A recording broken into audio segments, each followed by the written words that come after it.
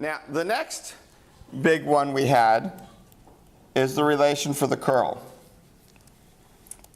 And this is our integral around a boundary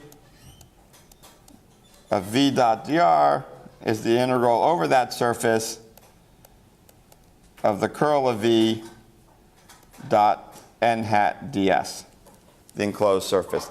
This is typically thought of, in a structure like that, and that being the enclosed area. But keep in mind, the cool thing about this relationship is that that area that the curve encloses is really stretchable into 3D. So it could be, the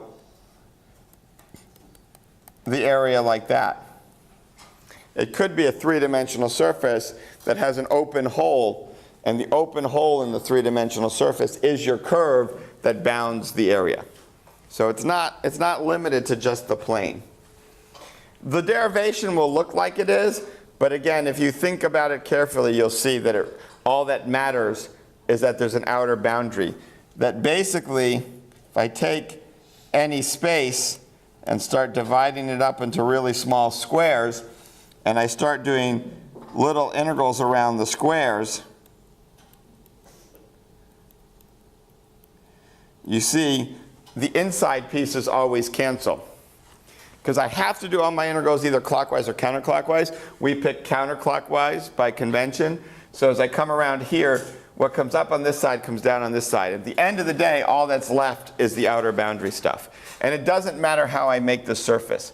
I could push this surface into the board and make it a curved thing. All of my inner things cancel. So the interior always ends up canceling in that sense. So if I want to look closely at just one of these, because that's what I'm going to add up, I do the same thing. I draw my little box. Now I have to pick a direction. I'm going to work for one that happens to be in the xy plane. But again, by symmetry, it really doesn't matter what I call things. This could be any plane, and that's why it works out for all the components.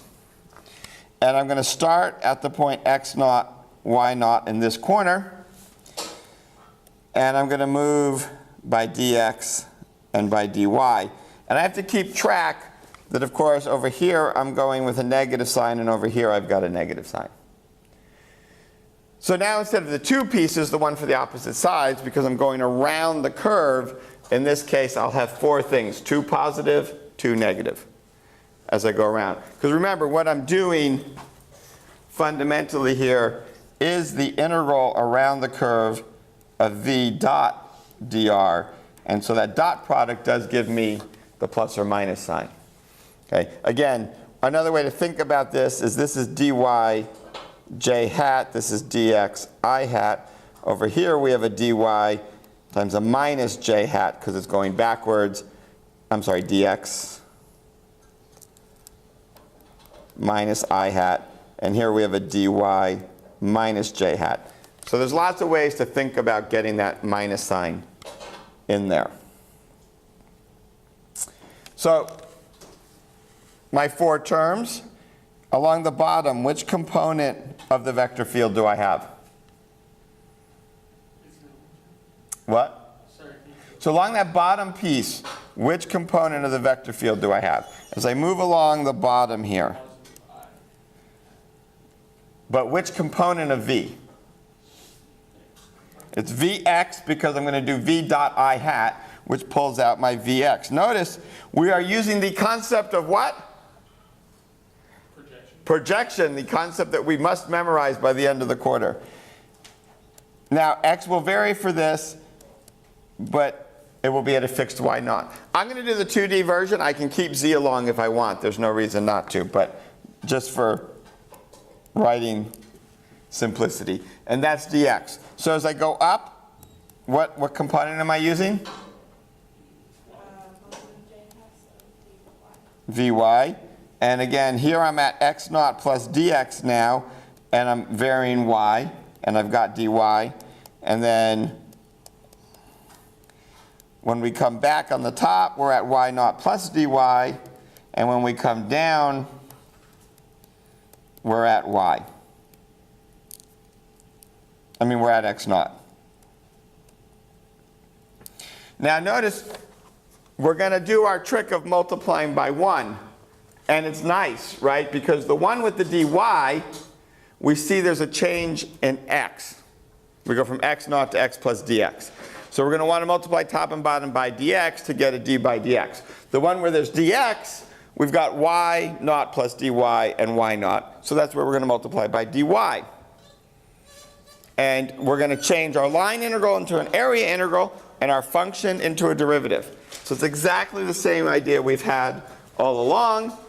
The other thing to keep in mind is this one, right? What's the definition of the derivative?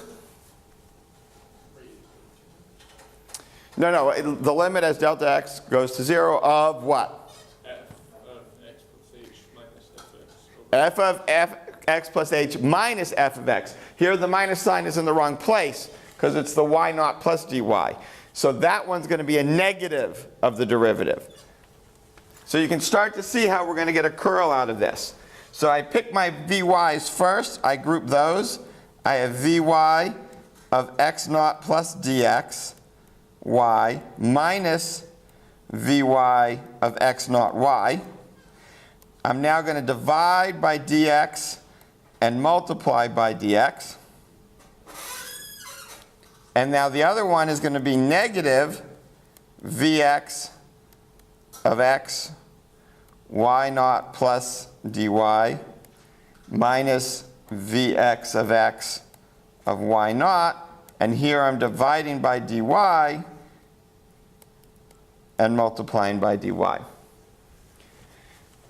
And so I've gotten my dvy dx, dvx dy. Okay? Which is exactly what we have for the curl. I use slightly different notation than I did in the last derivation just to get used to the fact sometimes we use the differentials to start with. Sometimes we explicitly use the delta and take the limit. It's just one of those things we do. And so I have dv sub y dx minus dvx dy times this particular area element dx dy. Well, this is just the curl of v dotted into z hat dx dy, but this is just what we call the vector dA or the vector n hat ds. And so we've turned our line integral into a curl. And like I said, we picked a particular xy to do it, but we can obviously define our xyz to be any arbitrary direction for our particular little square as we add them up. And so we've done it generically.